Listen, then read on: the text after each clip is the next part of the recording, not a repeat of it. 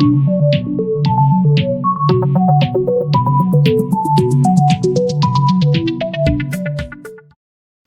I want to talk today about an experience that I had about 3 years ago. And in order to first talk about this story, I need to give a little bit of proper context. I had married my wife, and within a year I had divorced her. And then I was not a Christian at the time, and I went back to America. And during this time I wound up finding Jesus Christ. And then after 3 years after that, I wound up coming back to South Korea. So we had been divorced a total of 5 years.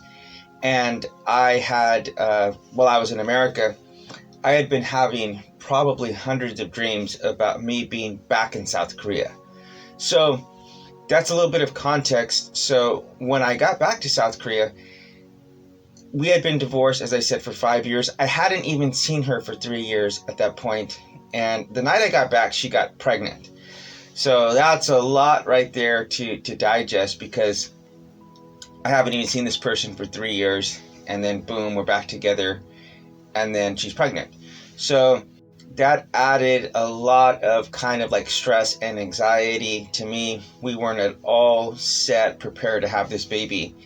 In fact, we were living with her parents at the time for about a year till we could get our own place and things settled here back in Korea. So that being said, I felt that whenever I was married before, I was probably like a D husband. You know, I wasn't an F husband. I wasn't beating my wife or, things like that. But she always had, enough money and things like that. But I had a really hard time being like intimate with her.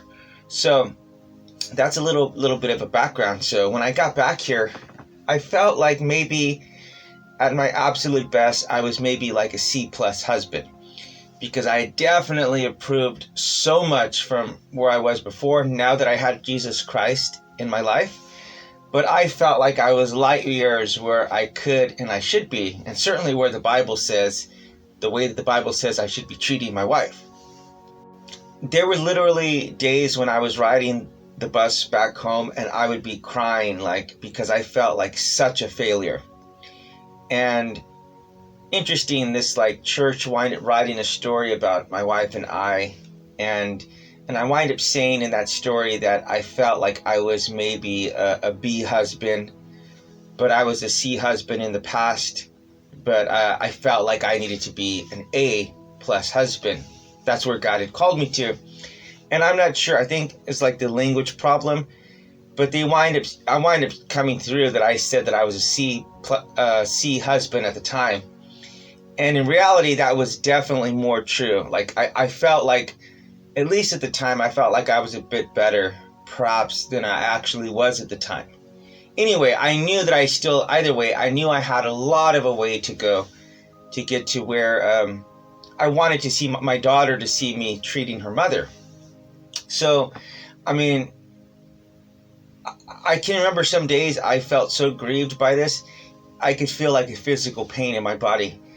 And it was causing me distress, literally to the point where I didn't even want to go home, because I felt like such a failure on a day-to-day basis. And that kind of anxiety that I felt and that kind of frustration is really what propelled me to make some very strong prayers to God. I'm like, God, please change the kind of person that I am, because I really do hate the kind of person that Isaiah Perez is. But I feel sometimes like totally helpless to change myself. So one day as I'm riding back home, I have this Korean word come into my mind, which is Yangbo. And I did not know what that word meant. I just saw literally the Korean letters written in my mind. So when I pulled out my phone and I checked, and that word actually means compromise.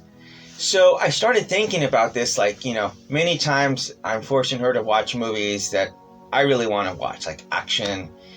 I don't want to watch these romance movies that she wants to watch. So I said, okay, you know what? I'm going to start compromising. I'm going to start giving her way. I'm going to start letting her choose the kind of pizza we're going to eat. and I'm gonna let her have the last slice, in fact.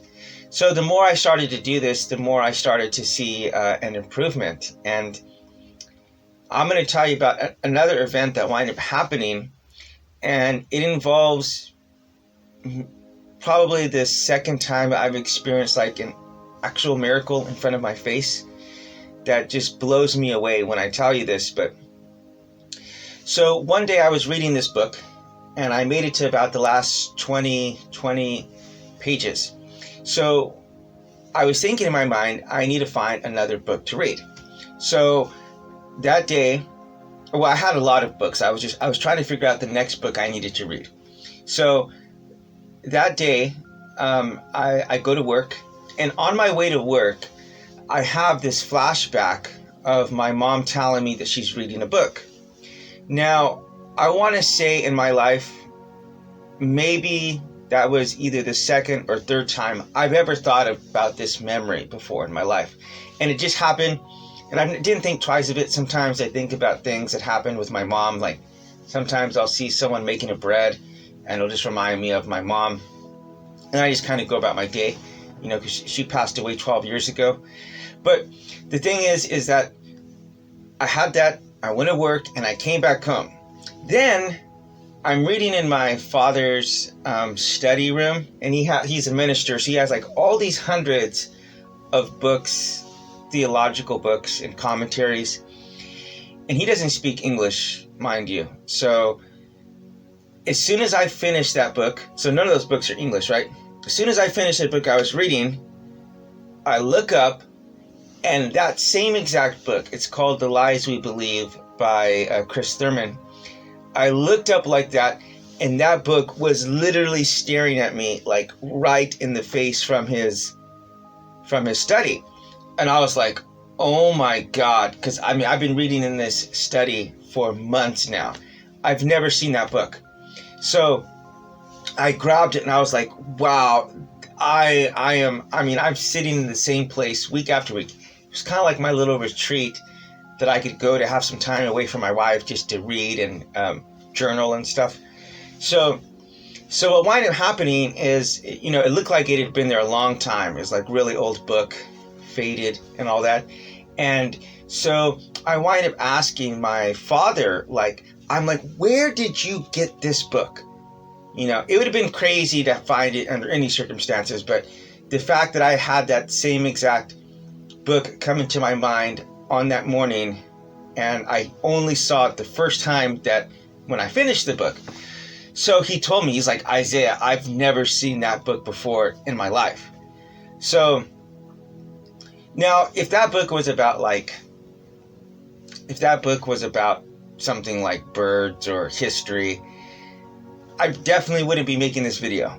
But the fact that that book was addressing the major issues in my life that was preventing me from being right now, I would say I'm still at a B-level husband.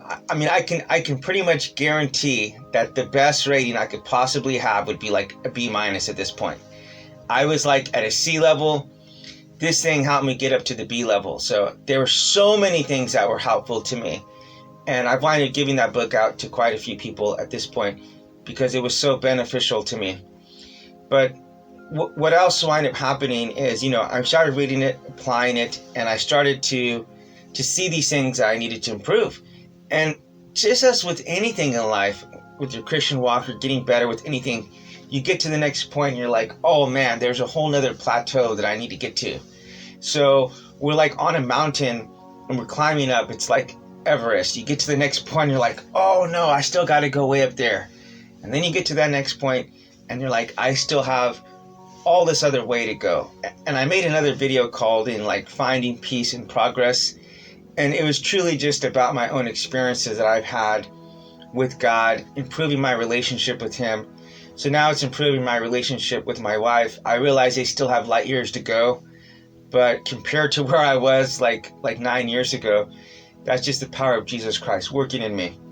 So I do want to say that God is not a respecter of people. And the kind of things that I've experienced, if you've listened to some of my videos and some of the times that I've talked about where God has spoken to me, It is genuinely, seriously come from moments where like I'm in absolute despair because of the fact that I realize how much I need God. So I don't tell these stories to like brag. I don't tell these stories to like show off. It's legitimately, I'm talking about the level that I needed God. And I want other people to experience that. I want other people to experience miracles, to experience prophecy. You know, you got to be willing to admit, though, that you need God, that you need help, that you don't have all the answers figured out. And that's just been one thing that I think that's really distinguished me from a lot of other people, is that I've come to God with that level of brokenness, with that level of honesty, and saying, Lord, like, I need your help. Please fix me. And so I know if he can do it for me, he can definitely do it for you. So God bless. Please subscribe or share this video, because I believe it's a message that about honesty and humility coming to God, and that he will work miracles in your life. I'm not a unique example. He will do miracles in your life. He will bring about circumstances and people, and who knows, maybe he might even manifest a book in your life the way that he did to me. But I know that if you are seeking, he will definitely find you. God bless you.